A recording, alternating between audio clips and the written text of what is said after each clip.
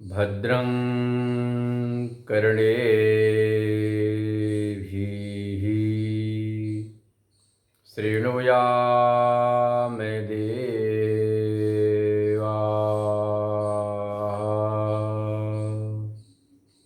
भद्रं पश्येमाक्षभिर्यजत्राः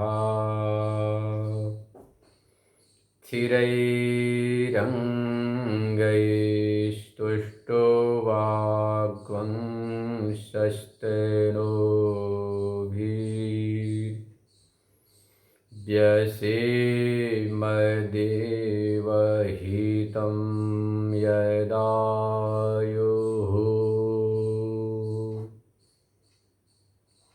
स्वस्ति न इन्द्रो वृद्धश्रवाः स्वस्ति नः पूषा विश्ववेदाः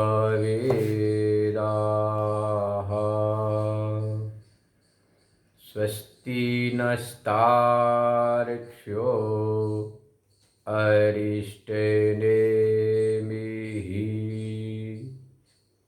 स्वस्ति नो बृहस्पतिर्दधातु ॐ शान्तिः शान्तिः शान्तिः।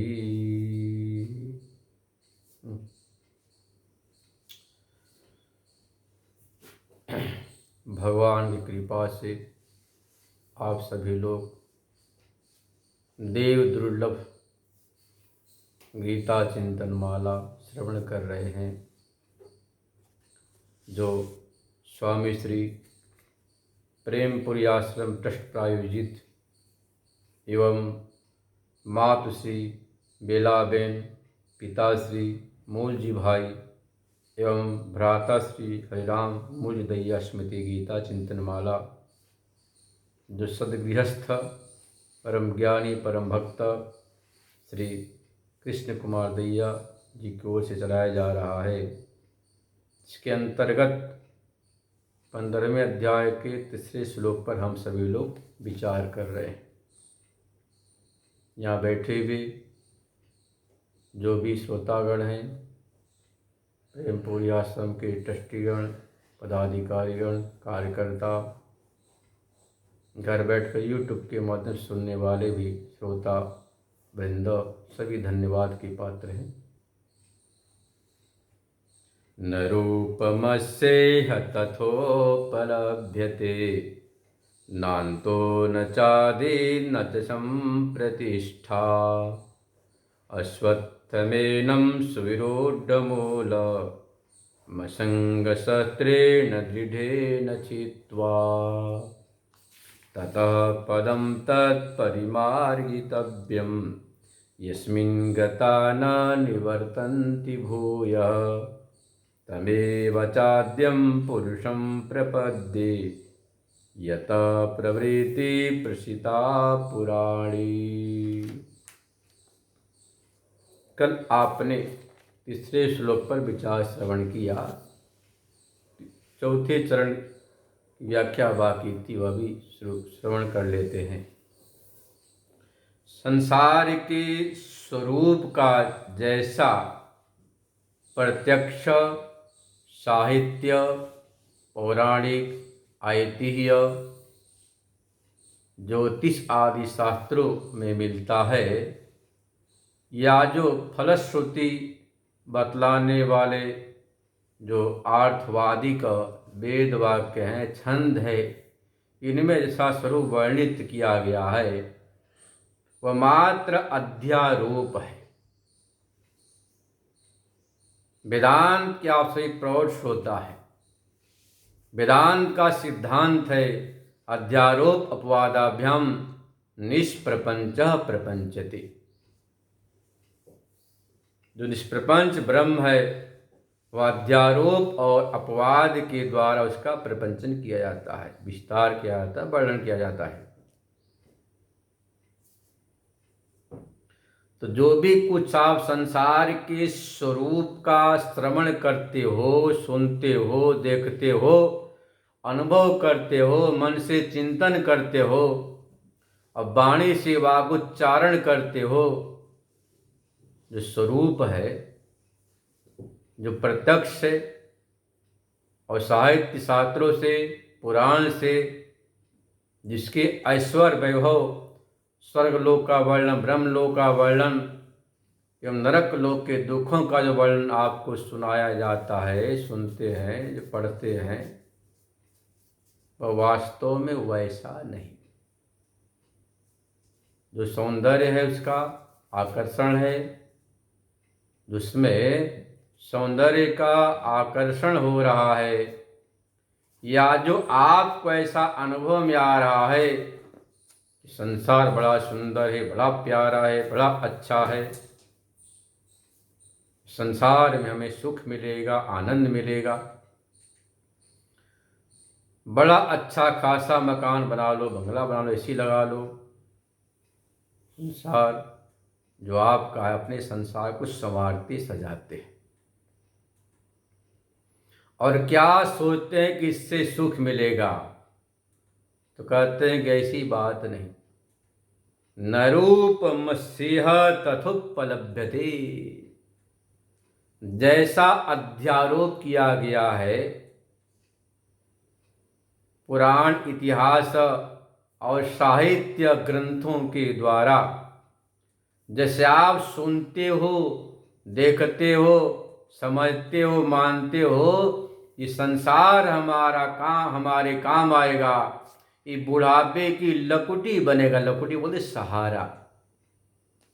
जिस प्रकार से बुढ़ापे में हम डंडे के सहारे से चलते हैं,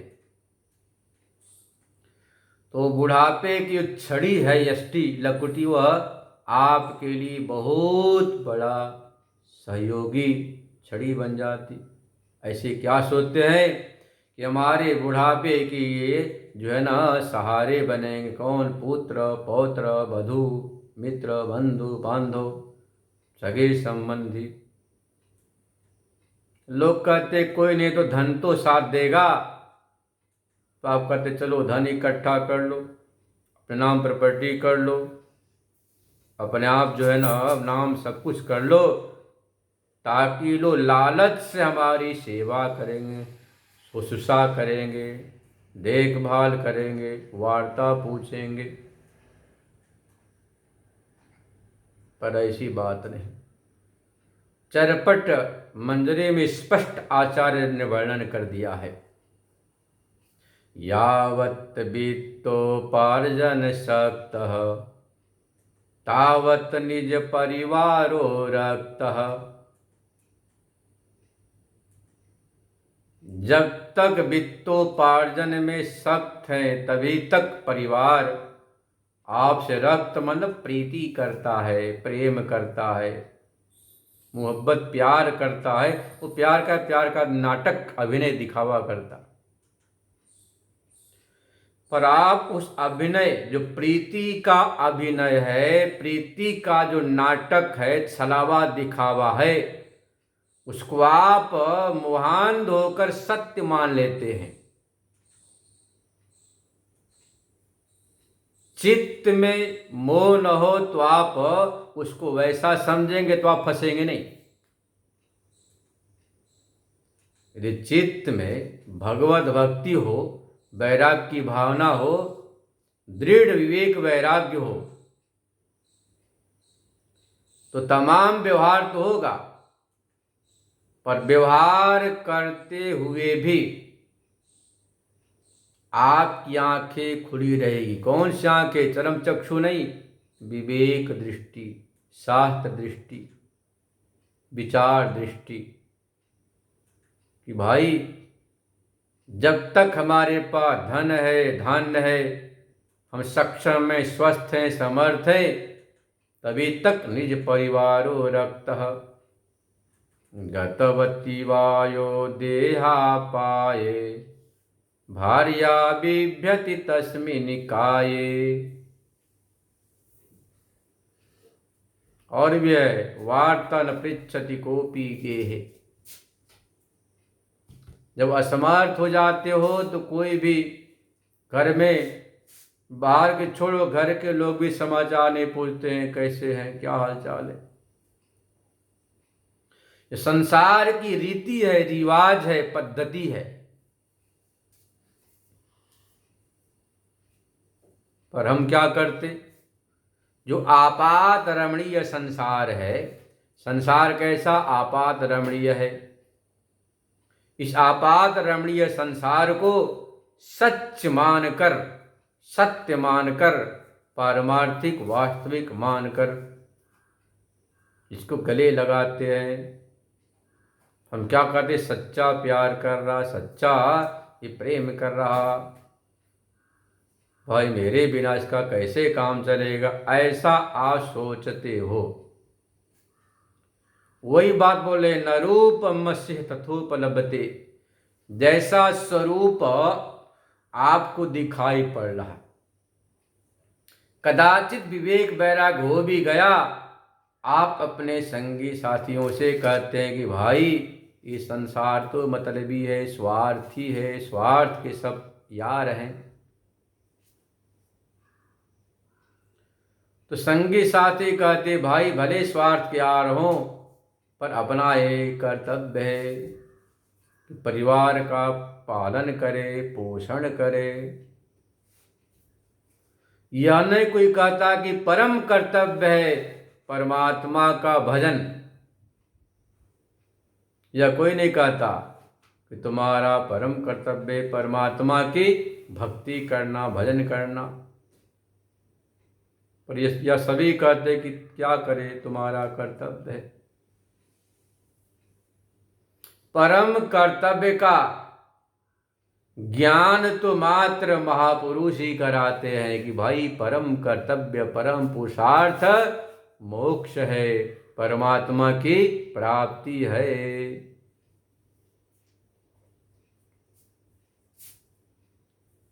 परम कर्तव्य के सामने व्यवहारिक कर्तव्य का कोई मायने नहीं रखता,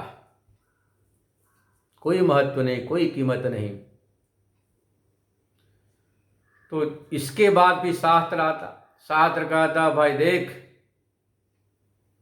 तू यदि श्लोक व्यवहार का, वैदिक व्यवहार का पालन नहीं करेगा, तब तुम्हें नरक मिलेगा, बुराई होगी, लोग निंदा करेंगे। तुम्हारा कर्तव्य है लोक धर्म का पालन करना, यहां तक भी ठीक। पर लोक धर्म को हम भगवत दृष्टि से पालन करें तब तो कोई बुराई नहीं, अच्छी बात। जिसके द्वारा सब कुछ हो रहा है, जिस परमात्मा के सत्ता से श्वास प्रश्वास चल रहा है, जिससे आपका शरीर यह खड़ा है, अन्यथा शरीर मिट्टी में मिल जाए, पड़ जाए, जिससे आंखें देख रही है, कान सुन रहा है, जीभ से चख रहे हैं, पैर से चल रहे, हाथ से देन लेन कर रहे, जिस चेतन के सत्ता से उसको आप उपेक्षित कर देते, यही भूल है।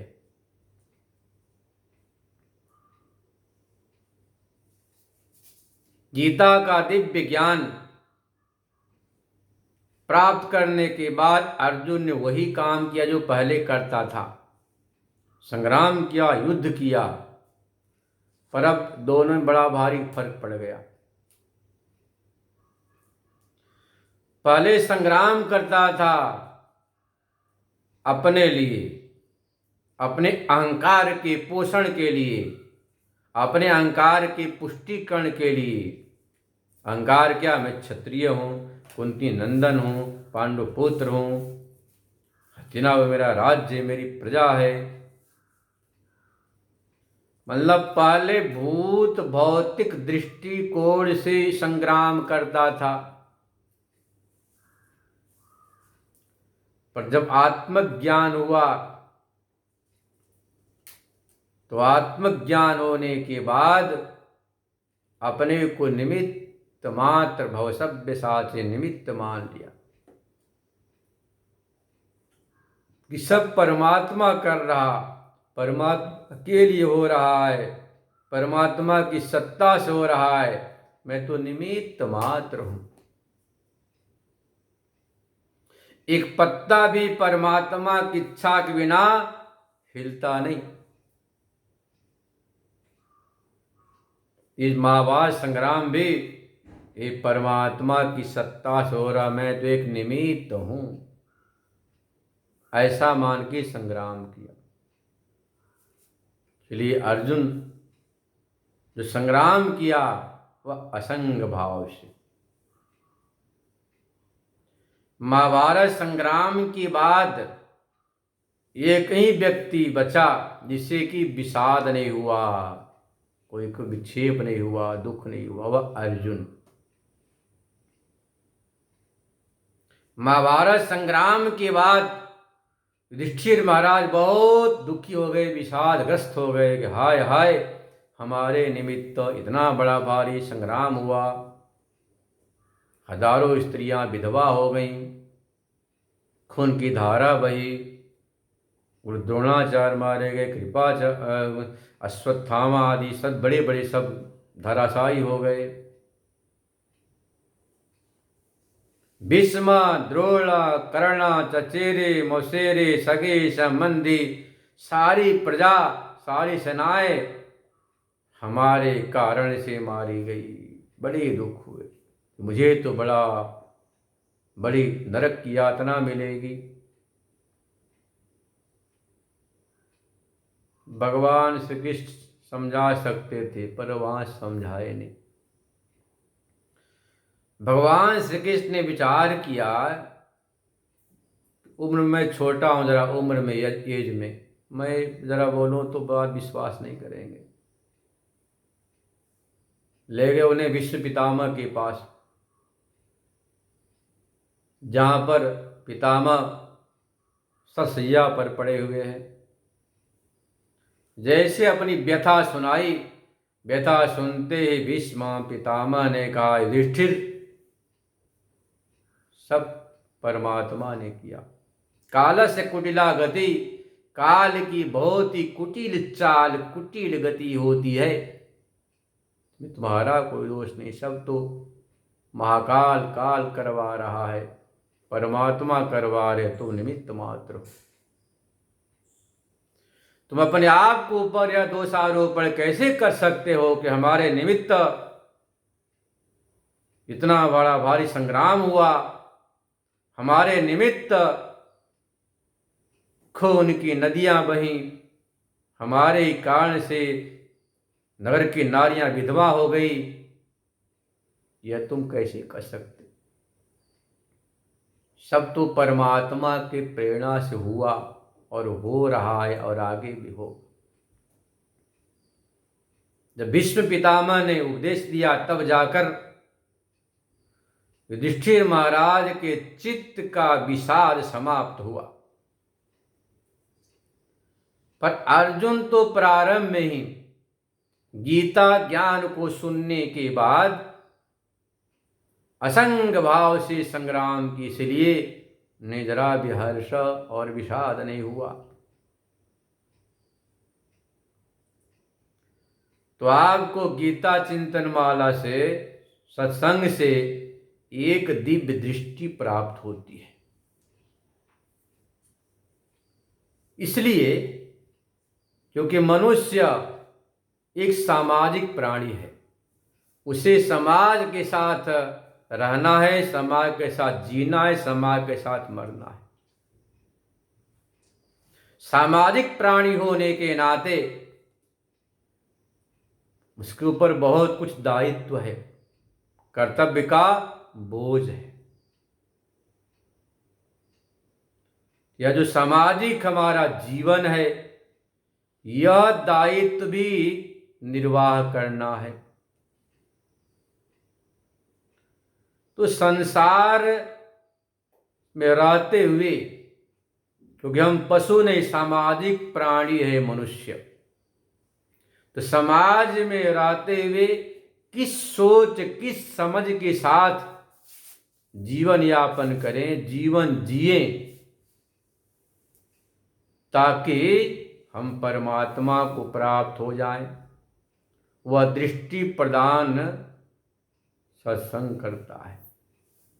स्वाध्याय से दृष्टि मिलती है, महापुरुषों की सेवा से दृष्टि मिलती है। अर्जुन को भगवान ने दिव्य दृष्टि दिया। युद्ध जैसे खतरनाक भयावह कर्म भी अर्जुन को बांध नहीं सके। इसलिए हमारे जीवन में सद्गुरु आ गए, सत्संग आ गया, तो मानो जीवन सफल हो गया। तो आप जो प्रत्यक्षतः संसार को देख रहे हो, सुन रहे हो, समझ रहे, मान रहे हो, तो साहित्य दर्शन के द्वारा संसार का वर्णन आपको सुनाया जा रहा, समझाया जा रहा है, तो समझ रहे वह वैसा नहीं है। वह तो मात्र अध्यारोप है। संसार एक रंग मंच है, नाट्यशाला है। जब भगवान शंकर भी तांडव करते हैं तो श्रृंगार करते हैं। धौ भौत भव्याय लीला तांडव पंडित। भगवान शंकर जब अभिनय प्रारंभ करते हैं, तांडव नृत्य प्रारंभ करते, तो क्या करते? चंद्रमा को तो अपने बाल का झूला बना लेते ऊपर। विधु बलैकृत, जो विधु चंद्रमा है उसको तो चूड़ामणि कर लिया। बलैकृत वासुकी, वासुकी नाग को अपने बाल के जूड़े में बांध लिया, बस्सी में लगा ली, मुंडमाला पहन ली, त्रिशूल धारण कर लिया, डमरू ले लिया। तब भगवान अभिनय प्रारंभ करते। कोई भी जब अभिनय करता है, नाटक करता है, एक नया मुखौटा पहन लेता है। शेर का, भालू का, बंदर का, राम का, रावण का मुखौटा पहन लेते। कई बार तो बच्चे साड़ी श्रृंगार करके गोपियां बन जाते हैं, राधिका बन जाते हैं, रुक्मिणी बन जाते हैं, तो बालक, युवक, पुरुष। पर रंग मंच पर साड़ी पहनकर सजावट करके बिल्कुल हूबहू गोपी बन जाता, राधा बन जाता। पहचान ही नहीं होता कि वास्तव में राधा है कि ये लड़का है। रंग मंच पर कोई युवक राधा बन गया, रुक्मिणी बन गया, सत्यभामा बन गया, गोपी बन गया, तो विचार करो, जो रंग मंच पर अभिनय करने के लिए जो युवक बना हुआ है, राधिका, गोपी या रुक्मिणी, सत्यभामा, क्या उसे शादी करके अपना पति बनाने की इच्छा होगी? कतई नहीं होगी। आपके नजर में वह राधा है, गोपी है, स्त्री है, सौंदर्य युक्त लड़की है, थिरक थिरक कर नाच रही वह गोपी। उसे पता है कि कपड़े के अंदर मैं पुरुष हूँ, युवक हूँ, बालक हूँ, मैं बालिका नहीं, मैं नारी नहीं, स्त्री नहीं, गोपिका नहीं, राधिका नहीं, सत्यभामा। उसे तो पता है, दृढ़ निश्चय है, और वाणी से बोलता नहीं, पर अंदर दृढ़ता के साथ उसे ज्ञात है कि मैं कौन हूं। ऐसे ही सत्संग से यदि आपने अपने आप को दृढ़ता से समझ लिया, सत्संग क्या करता है कि आप सोते हुए को जगाता है। जो आप सो गए हो, अपने आप को भूल गए हो कि मैं कौन हूं। आप अपने आप को क्या मान लिए कि मैं ब्राह्मण हूं, क्षत्रिय हूं, वैश्य हूं, शूद्र हूं। इसके बाद मैं हिंदू हूं, तो मुस्लिम हूं, सिख हूं, ईसाई हूं, बौद्ध हूं, बालक हो, वृद्ध हो, जवान हूं, पंडित हूं, स्त्री हो, पुरुष हूं, मैं गुजराती हूं, मैं राजस्थानी हूं, मैं बिहारी में बंगला बांग्ला बंगाली हूं। ये जो देश क्षेत्र की मान्यता, जवान हूं, बूढ़ा हूं, बच्चा हूं, जो अवस्था की मान्यता, अमीर गरीब जो व्यवस्था की मान्यता, बहुत मैं अमीर धनाढ्य हूं, आढ्य हूं, मैं संभ्रांत हूं, यह जो मान्यता, यह जो मान्यता है अभिनय करने के लिए है। संसार रूपी रंगमंच पर आए हो तो अभिनय के लिए। आपकी प्रारब्धानुसार ब्राह्मण कुल में पैदा हो गए, क्षत्रिय वैश्य शूद्र कुल में पैदा हो गए, यह तो अभिनय करने के लिए। जिस समय तुम अभिनय करे तब भी तुम ब्रह्म ही हो, आत्मा ही कुटस्थ हो, पर आप अपने असली स्वरूप को जब भूल जाते हैं तो भूलने के बाद जो अभिनय के लिए आपने मुखौटा धारण किया था, साड़ी पहना था, रंगरोगन किया था, स्त्री का स्वांग बना लिया था, उसमें अहंता होने के कारण सा सुखी दुखी होते हैं। तो शास्त्र आपके सच्चाई का पर्दाफाश करता, उजागर करता कि देखो भाई, जैसा संसार का स्वरूप दिखाई दे रहा, तो अभिनय में साहित्यकार क्या करता है? साहित्यकार लिखता है क्या सुंदर यह राधिका है, गोपिका है, रुक्मिणी है, स्त्रियां हैं, थिरक थिरक कर नाच रही हैं, तो ये नर्तकी है, तो ये नर्तक है, विदूषक है, तो जोकर है, खूब वर्णन करती, क्या सुंदर स्वांग किया, अभिनय किया, नृत्य किया, कला कौशल दिखाया। आप ठहाका मारकर हंसने के प्रसंग में हंसते भी हैं और रोने के प्रसंग में आंख से आंसू आते। कहते बंगाल में बड़ा भारी नाटक का मंचन चल रहा था। उस मंचन में उस जमाने के महान चिंतक विद्वान विद्यासागर जी को आमंत्रित किया था। अब बड़े बूढ़े तो उनको सामने बैठाया गया था रंगमंच के बिल्कुल। वह अभिनय दिखा रहा था कली का कौतुक, कि कलयुग में कैसे कैसे प्राणी होते हैं, इसका अभिनय चल रहा था। एक आदमी रंगमंच पर एक स्त्री का चीरहरण कर रहा था। स्त्री चिल्ला रही, बचाओ बचाओ, मुझे बचा लो, कोई मेरी आवाज सुनता है, इससे बचाओ, चंगुल से छुड़ाओ। बेचारी रो रही, उसके साड़ी को खींचे जा रहा है। विद्यासागर को रहा नहीं गया, पैर से जूती निकाली और जाकर उस आदमी की सर पर 4 जूता मारा। बोला, मूर्ख, हमारे सामने स्त्री का चीरहरण।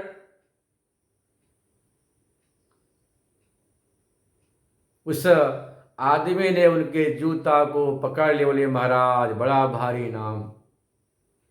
यह तो एक नाटक था, अभिनय था, पर आपने सच्ची घटना मान करके जो 4 जूते मारे, यह बड़ा भारी आशीर्वाद है। बाद मुझे पता चला, रे ये तो नाटक चल रहा था, मैंने इसको सच्चा मान लिया। तो देखो, संसार भी एक नाटक है। तो साहित्यकार अभिनय के कला कौशल, दृश्य, स्वांग, ऊपरी ढांचा का ही चित्रण करता है। ये जितने भी वेदांतेतर शास्त्र है ना, वेदांत को छोड़ दो, सब अध्यारोप का ही वर्णन करते हैं, अध्यारोप का ही चित्रण करते हैं। क्या सुंदर साड़ी, क्या सुंदर हाव भाव, क्या सुंदर कृपा कटाक्ष, क्या सुंदर है इसके मुखारविंद हैं, तो ओठ हैं, अधरा मृत है, कमल के समान इसके नेत्र हैं, मंद मंद मुस्कुरा रहा है, क्या सुंदर इसके नख, चंद्र से वे चंद्रमा भी लज्जित हो रहा है। यह अध्यारोप है।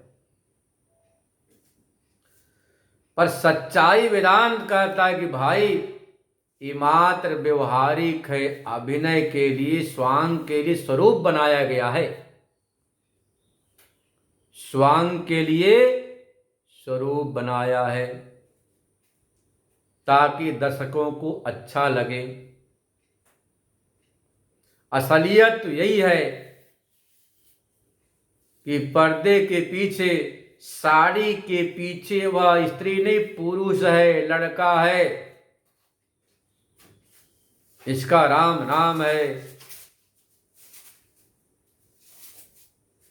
इसी बात को वेदांत बोलता। तो वेदांत क्या करता? अध्यारोप का अपवाद करता है। किससे? नेति नेति, कुछ भी नहीं, सब क्या है? एक में अद्वितीय ब्रह्म सत्ता ही है, दूसरी कोई चीज नहीं। तो देखो नारायण, यदि आपने संसार के जो शास्त्र हैं, जिसको भौतिक शास्त्र कहते हैं, भौतिक शास्त्र के पीछे पीछे भागोगे तो सच्चाई को कभी समझ नहीं पाओगे। फिर कभी रोओगे, कभी हंसोगे, रोना हंसना लगा रहेगा। यदि आपने वेदांत शास्त्र का श्रवण किया, चिंतन किया, विचार किया, तब जाकर सच्चाई समझ में आएगी कि तुम कौन हो। तो हम ब्रह्मास्मि, मैं ब्रह्म हूं, आत्मा हूं, कुटस्थ हूं, सच्चिदानंद हूं। इसी बात को भगवान बता रहे, न रूपमस्य तथोपलभ्यते, नान्तो न चादि न संप्रतिष्ठा। यह जो संसार का स्वरूप है, ऐसा नहीं ऐसा तुम देख रहे हो, सुन रहे हो, यह तो आप अध्यारोप का श्रवण कर रहे हैं। जो स्वांग के लिए स्वरूप बनाया गया था, उसका श्रवण कर रहे हो, उसका साथ चित्रण किए जा रहा है। अब बेचारा मरा मराया है, बोलते क्या? वज्र दधीति की वज्र के समान हड्डियां हैं, भले पतला पतला है हमारे दादाजी बाबा जी, इतनी ताकत जैसे वज्र, वो भी फूल के कुप्पा। क्या सचमुच में, भले में दुबला पतला, पर हमारी हड्डियां वज्र के समान हैं। ये अर्थवाद हो गया। अर्थवाद बोलते हैं निंदा प्राशस्त्य अन्यतर परक वाक्यम अर्थवाद।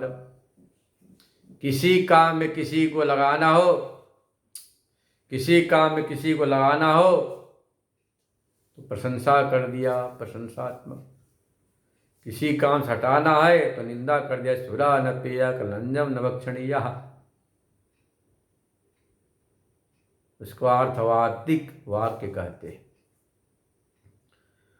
तो अर्थवाद तो मात्र किसी चीज में लगाने और हटाने के लिए वह अर्थवाद होता है, उसका इतना ही मात्र फल होता है। तो नारायण जो संसार का स्वरूप है, जैसे रंगमंच पर जो भी स्वांग बनाया गया है, वह मात्र आपको खुश करने के लिए, दर्शकों को प्रसन्न करने के लिए। घर गए, घर जाने के बाद क्या बोलते? बड़ा सुंदर ही नाटक था, दृश्य था, नजारा था। परंतु आपको पता है कि कुछ नहीं, मात्र नाटक ही था। ऐसे यह संसार भी एक बड़ा भारी नृत्यशाला है, रंगमंच है, नाटक, उससे अधिक कुछ भी नहीं। दोनों में अंतर इतना ही है, यह जो रंगमंच से छोटा सा होता है, 25-50-100 फुट का लंबा चौड़ा होता, 50 फुट समझो कि चौड़ा, 100 फुट लंबा। यह जो रंगमंच है कितना है मालूम है? कितना बड़ा? भगवान सूर्य परिधि है, सीमा है, इनसे ऊपर 25 करोड़ योजन और नीचे 25 करोड़ योजन, कुल मिला के 50 करोड़ योजन का तो रंगमंच है, इतना विस्तृत। इस रंगमंच पर एक ही अभिनय करता हो, यहाँ तो अनेक है, कहीं कोई रो रहा, कहीं कोई हंस रहा, कहीं किसी की शादी की धूम धड़ाका हो रहा, तो कहीं रुदन का क्रंदन सुनाई पड़ता है, कहीं कोई जग कर ध्यान समाधि लगा रहा, तो कहीं कोई खर्राटे मार रहा है, कहीं कोई फुदक फुदक का खेल रहा है, तो कहीं कोई पुस्तक लेकर पढ़ रहा है। यह ऐसा रंगमंच। पर वेदांत सत्य कहता कि भाई ये तो ऊपरी स्वांग है, ऊपरी ढांचा, ऊपर का आवरण है, पर्दे के पीछे देखो सत्य क्या है, तो एक चैतन्य है, एक में वह द्वितीय चैतन्य की सत्ता न हो तो कुछ भी नहीं। जिस प्रकार से विद्युत ऊर्जा शक्ति, इलेक्ट्रिक पावर न हो तो सारे यंत्र बेकार, उसी ऊर्जा विद्युत की शक्ति से बल्ब रोशनी दे रहा, पंखा से हवा आ रही है, एसी से, कूलर से ठंडी ठंडी हवा आ रही, हीटर से गर्म हवा आ रही। अब विचार करो कितना दोनों में विरोध है, कूलर से ठंडी हवा, हीटर से गर्म हवा, एक रोशनी हरी तो दूसरी रोशनी लाल लाल रोशनी आ रही। ऐसा वैपरीत होने पर भी विद्युत एक है। ऐसा नहीं कि जो कूलर की बिजली अलग है, हीटर की अलग है, रूम हीटर में जो गर्म गर्म हवा आ रहा वो अलग, और जो कूलर की ठंडी हवा देने वाली बिजली अलग, बिजली सब एक। यंत्रों के अलग अलग होने से अलग अलग कार्य की प्रतीति हो रही है, कहीं गर्म हवा के, ठंडी हवा के, रोशनी आ रही, तो स्पीकर उसी विद्युत ऊर्जा को लेकर दूर दूर तक ध्वनि प्रसारित कर रहा है। ऐसे एक ही चेतन, एक ही अधिष्ठान चेतन, एक ही सत्ता है, उसी के द्वारा सब कुछ संपादित हो रहा है। यह बात तो वेदांत शास्त्र आपको स्पष्ट डिंडी में उद्घोष करके बता रहा। इलेक्ट्रिक पावर न हो तो सारे यंत्र कबड़ा, कोई काम के नहीं, बोले हटाओ, जगह घेर रखा। ऐसे आपके शरीर में आत्म ज्योति न हो तो शरीर भी कबाड़ा, मिट्टी का ढेर हो जाता। कर जलाओ, फूको, हटाओ, क्रिया कर्म करो, बोलते हैं ना। तो नारायण तो वास्तव में अध्यारोप का ही चित्रण केवल ये जो भूत भौतिक शास्त्र किए जा रहे हैं, और उसी अध्यारोपित जो शास्त्र भूत भौतिक है, जो संसार का बड़े विस्तार से वर्णन करते हैं, उनके ऐश्वर्य का, वैभव का, अरे तो बाबा जी के चक्कर में मत पड़ना, को बढ़िया से पढ़ाई कर, इंजीनियर बनेगा, डॉक्टर बनेगा, मास्टर बनेगा, खूब घर में मोटा मोटा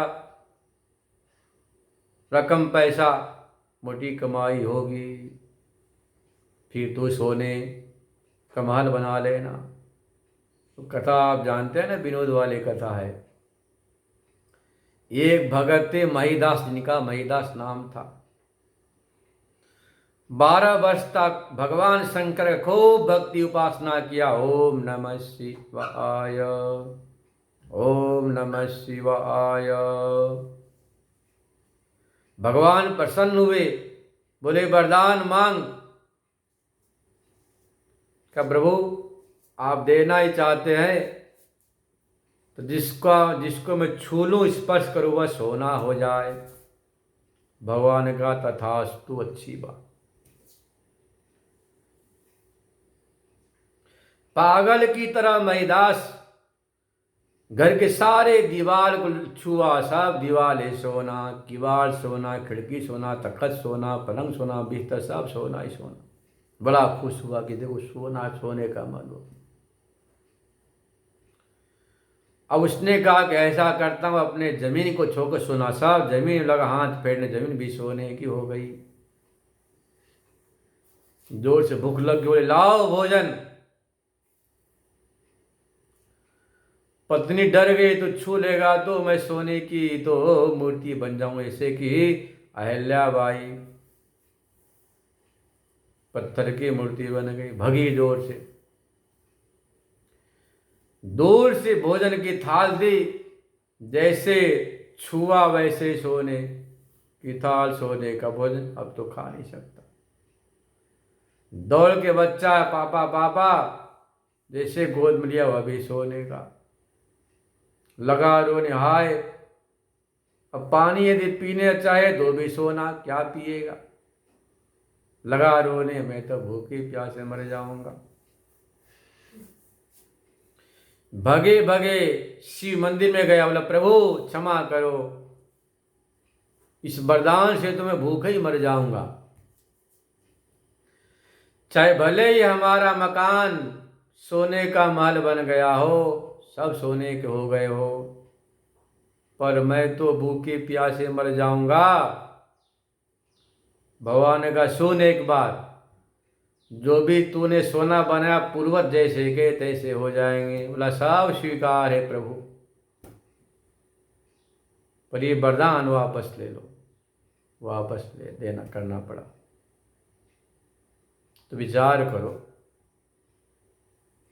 जो आप कहते हो कि खूब कमाएंगे, पैसा इकट्ठा करेंगे, धन इकट्ठा करेंगे, बोले क्यों, से सुख मिलेगा, शांति मिलेगी, आनंद मिलेगा, मजा आएगा। इतिहास के पन्ने को पलट लो, 1 लक्षात्मक जो महाभारत, 1 लाख श्लोकों वाला जो महाभारत है, 18 पुराण वेद,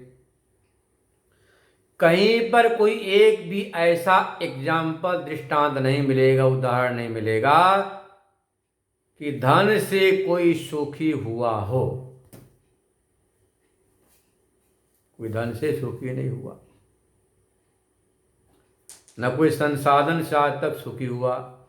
जिसको भी आनंद की प्राप्ति हुई, उसको त्याग से।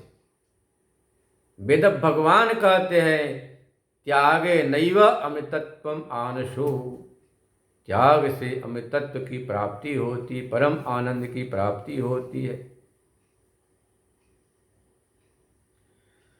परंतु भूत भौतिक शास्त्र दुनिया वाले क्या कहते, बेटा खूब पढ़ लेना, डॉक्टर मास्टर बन जाएगा, नौकरी करना, बाबा जी के चक्कर में मत पड़ना, इस स्वाध्याय संग के चक्कर में मत पड़ना। जब शक्ति थी तो भक्ति नहीं किया, अब शक्ति छीन हो गई तो भक्ति होती नहीं। नियम है शैशवे अभ्यस्त विद्यानाम, यौवने विषयाणाम, वार्धक्ये मुनिवृत्तीनाम, योगे ना अंते तनु त्यजताम। महाकवि कालिदास जी कहते, शिशुवस्था में धर्माचरण, धर्म कर्म सत्कर्म शास्त्र का श्रवण कर लेना चाहिए, परिपक्व हो जाना चाहिए।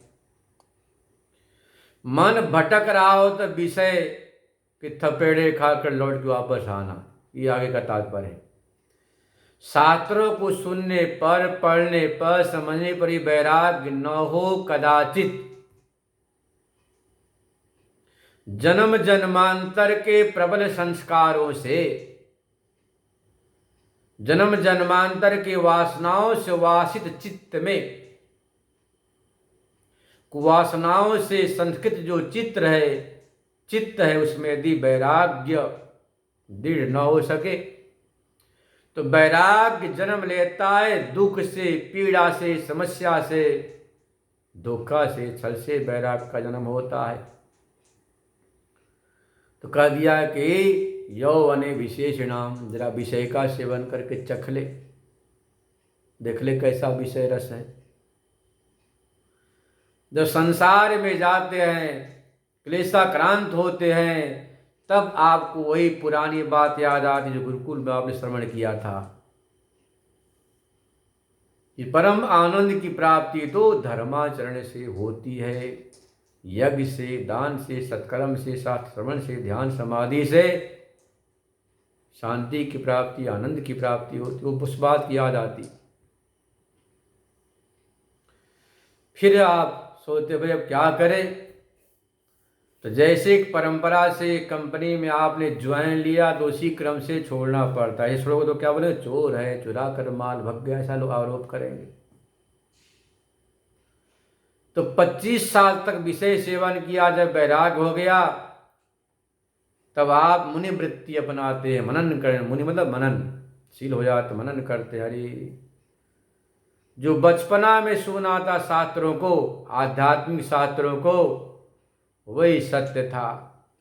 कहा मैं 25 साल तक संसार में उलझा रहा, जवानी गंवा दी, वापस पुनः मनन करने लग जाता है, गीता चिंतन माला में लग जाता, मनन करने लग जाता।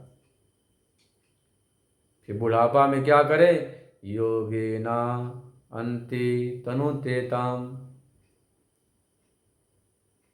ये मात्र भारतीय मनुष्यों का पूरे विश्व में देन है। पश्चिमी जगत में न जीने की कला न मरने की कला। उन्होंने तो खोते खोते एटम परमाणु बम का विस्तार किया। खोज हमारे मनुष्यों ने किया था। कर्णाद महर्षि ने एटम परमाणु बम की खोज किया। कर्णाद महर्षि परमाणु के जनक हैं। पर कर्णाद ने विचार किया, बच्चों के खिलौनों तक ही उसको विस्तार किया, आगे विस्तार नहीं बढ़ाया। उन्हें मालूम था ज्यादा विस्तार करेंगे तो पूरे विश्व के संहार का कारण बन जाएगा। उसी विद्या को चुराकर पश्चिमी देशों ने एटम बम परमाणु बम का आविष्कार किया, विस्तार किया, जो आज उनके लिए ही गले की हड्डी बन चुकी है। वह काल का पासा बन गया है। पर हमारे भारतीय मनीषियों ने जीने जीने की कला सिखाई, और मरने की कला भी कैसे मरना। कुत्ते बिल्ली की मौत कोई मौत नहीं। आसन लगाकर प्राणायाम करके ओ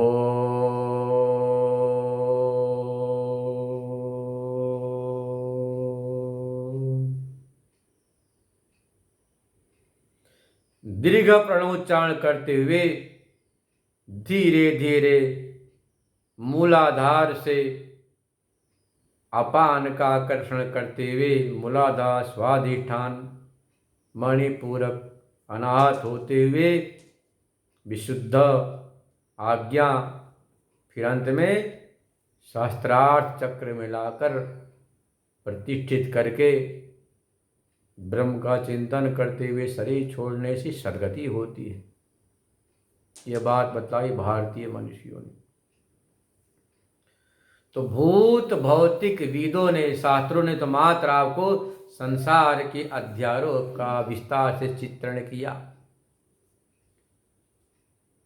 जब जन्म जन्मांतर के पुण्य पुंज उदित होते हैं तभी जाकर वेदांत देशिक उपलब्ध होते हैं। गुरु घंटाल दुनिया में बहुत मिलेंगे, पर वेदांत देशिक, वेदांत के आचार्य तो बड़े भाग्य से मिलते हैं। ऐसा कठोपनिषद में यमाचार्य ने कहा है। आश्चर्य वक्ता कुशलाशिष्ट आश्चर्यो लब्धा श्रवणयाय बहुवीर्यो न लभ्य, यहाँ तक कर दिया। श्रवणयाय बहुवीर्यो न लभ्य शृण्वन्तो बहोयम न वेदुः। वक्ता ये बड़े भाग्य से मिलता है, श्रोता भी बड़े भाग्य से उसका पुण्य पुंजे उदय होता है, सुनने को मिलता है। और सुन कर भी बहुत से लोग जान नहीं पाते हैं कि मनन नहीं करते। ये तदर्थ दैया परिवार से जो प्रायोजित यह गीता चिंतन माला है बहुत ही महत्वपूर्ण है। गानात त्राणाद गीता, गीता की तो इतनी बड़ी महिमा है कि मात्र इसके गान करने से संसार सागर से उद्धार हो जाता है। अरे जब किसी को आप मूर्ख बेवकूफ कहते हो, गाली देते हो, कितना आग बबूला हो जाता है।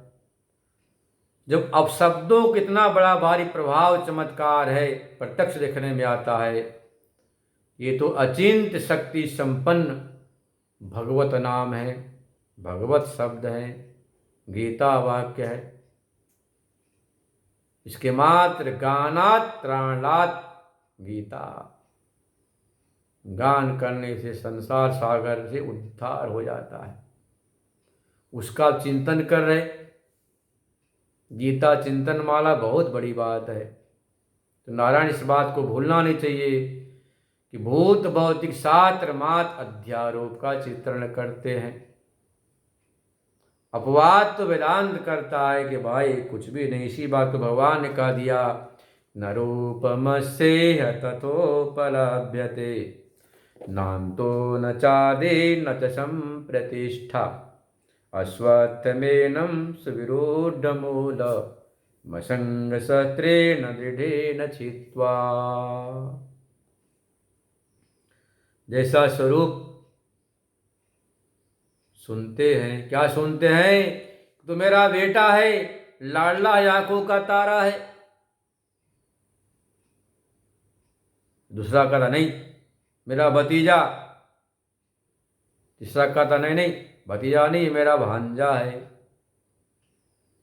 चौथा कहता भांजा नहीं ये तो मेरा मित्र है, फिर कहता मेरा भाई है। अब विचार करो, क्या अपने को माने हो? अपने को भांजा माने, भतीजा माने कि भाई माने कि बेटा माने कि पोता माने कि दोहिता माने, क्या माने? सुन सुन के पक जाता है। आपने कथा सुनी होगी ना, एक बच्चा था तो पिता ने कहा मैं इसे डॉक्टर बनाऊंगा। माँ थी वकील हुई, नहीं वकील बनाऊंगी। फिर डॉक्टर का जीवन होता है चीड़ फाड़ करना, रात को 12 बजे फोन किया भाग के वहां जाओ दवाई देने। डॉक्टर ने वकील बनाऊंगा। डॉक्टर ने कहा करे वकील का क्या जीवन, दिन भर झूठ सच बोलना, झूठ को सच, सच को झूठ बोले, कोई काम है? आगे दादाजी बोले कुछ नहीं बनेगा, डॉक्टर नहीं वकील ने, मैं इसको मास्टर बनाऊंगा। देखो मैं टीचर था, मैंने कितना कमा कितना विस्तार किया। सबको यह ज्ञान की रोशनी फैलाएगा। दादी आ गई, बोले टीचर बढ़िया नहीं, इसको तो मैं अपने घर का बहुत बड़ा गौशाला खोलकर गोपालक बनाऊंगी। खूब दूध घी खाएगा, खिलाएगा, सब स्वस्थ रहेंगे। बहुत डॉक्टर वकील मास्टर घर में हो गए, और गौ माता की सेवक की आवश्यकता है। दादी माँ ने कहा कितना धन है खाया नहीं जाता है, बाजार से खरीदो दूध तो आधा पानी आधा दूध, घी भी वही आधा घी आधा कुछ और। तो बस अपने तो इसके लिए बहुत बढ़िया गौशाला बनाओगे, गोपालक बनाओगे, क्योंकि गोधन से बड़ा कोई धन नहीं। याज्ञवल्क्य जी जनक को पूरा आत्मज्ञान सुनाए।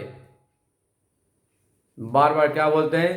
सहस्त्रम ददामि हस्तिऋषभम गोहो, हाथी के समान बछड़ों को देने वाली बहुत सुदृढ़ गाय का मैं 1000 गाय का मैं दान कर रहा हूं। बार बार स्वीकार कर रहे।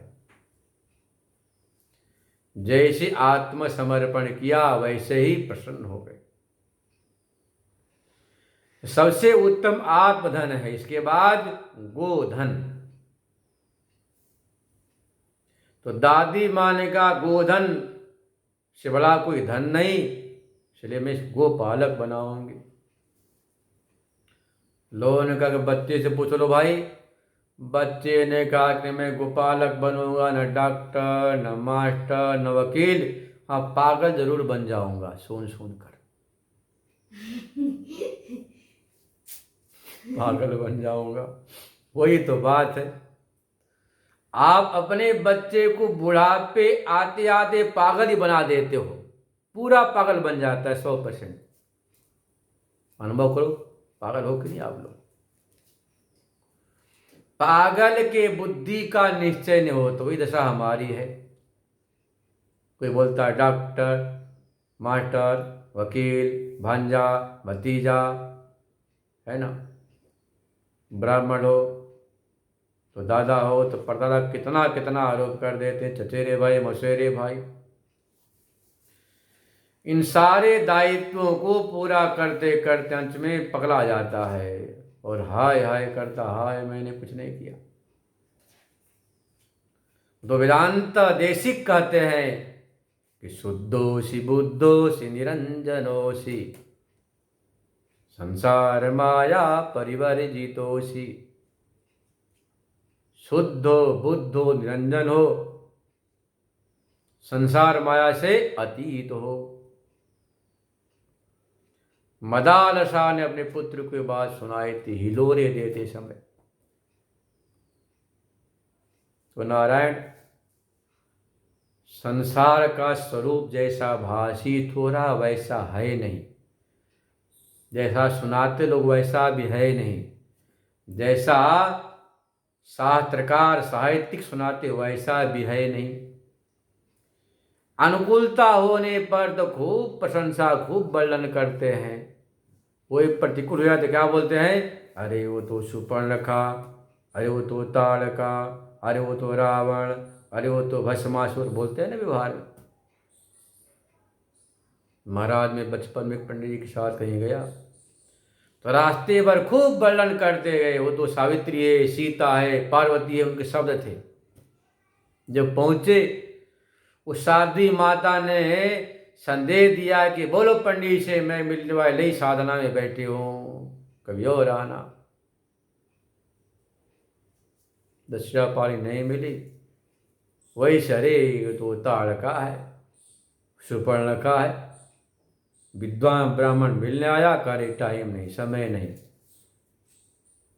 मैंने कहा रे राम राम राम।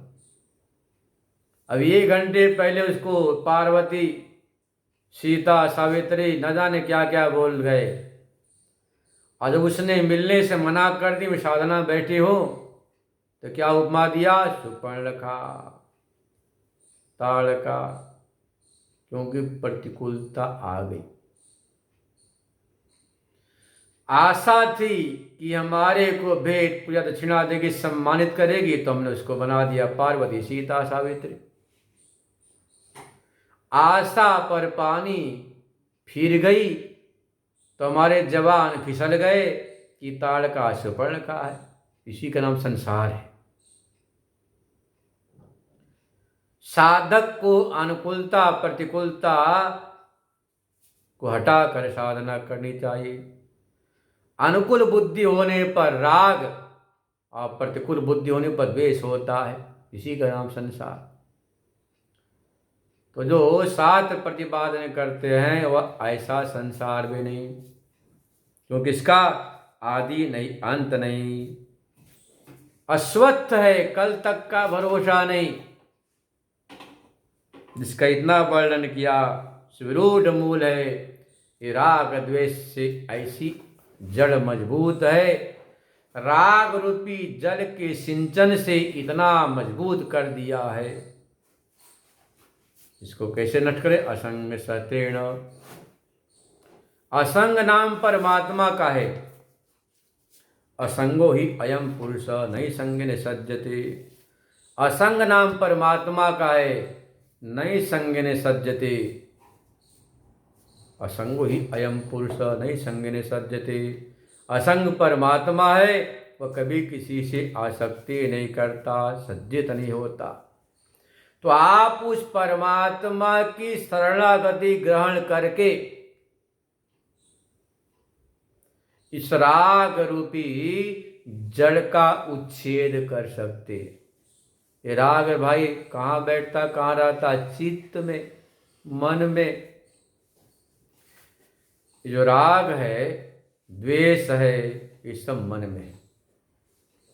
तो जिस जगह पर मन में राग द्वेष बैठे हैं, जकड़ के बैठे हैं, वहीं पर यदि आपने परमात्मा को विराजमान कर दिया तो असंग शस्त्रे न दृढ़े न छित्वा, अपने आप उन सब का नाश हो जाएगा। दूसरा अर्थ है, अपने जीवन में असंगता आ गई। असंगता कैसे? वैराग से आती है। जब वैराग से असंगता आ जाएगी तो अपने आप राग द्वेष का उच्छेद हो जाएगा। शेष कल श्रवण करेंगे। ओम पूर्ण